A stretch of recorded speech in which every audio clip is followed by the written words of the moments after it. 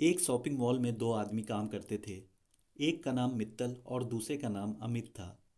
दोनों 5 सालों से उस मॉल में एक साथ मिलकर काम करते थे और दोनों ही अपने काम में काफ़ी ईमानदार थे। उस मॉल का एक नियम था कि वहाँ हर दिन किसी एक आदमी को होने वाली घटनाएं एक डायरी में लिखनी होती थी, जो सीधा उसके मालिक द्वारा पढ़ी जाती थी। मित्तल एक दिन किसी वजह से शराब पीकर काम पर गया।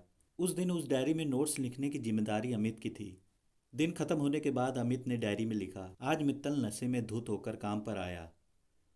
मित्तल ने उस डायरी को पढ़ लिया और अमित के पास जाकर उससे ऐसे व्यवहार के लिए माफ़ी मांगी और उससे रिक्वेस्ट की कि तुम भले ही डायरी में आज लिखी बात मत मिटाओ, लेकिन तुमने जिस तरह से ये बात लिखी है उससे मेरी नौकरी जा सकती है, क्योंकि वो सच होते हुए भी आधा सच है। तुम उस डायरी में आगे लिख दो कि मित्तल 5 सालों में पहली बार शराब पीकर आया। अमित उसकी कोई बात भी सुनने को तैयार नहीं था। वो बोला, मैंने जो लिखा है बिल्कुल सच है और मैं उसमें कोई भी बदलाव करने नहीं वाला। उस दिन डायरी पढ़ने के बाद मॉल के मालिक ने मित्तल को अपने पास बुलाया और उसे वार्निंग दी कि अगर वो दोबारा ऐसी हरकत करता है तो उसे अपनी नौकरी से हाथ धोना पड़ेगा। उस दिन बीत गए। अब डायरी में नोट्स लिखने की बारी मित्तल की थी।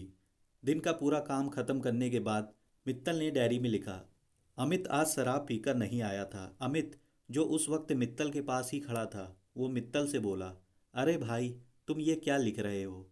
बोला, सच ही तो लिख रहा हूँ। क्या तुम शराब पीकर आए थे?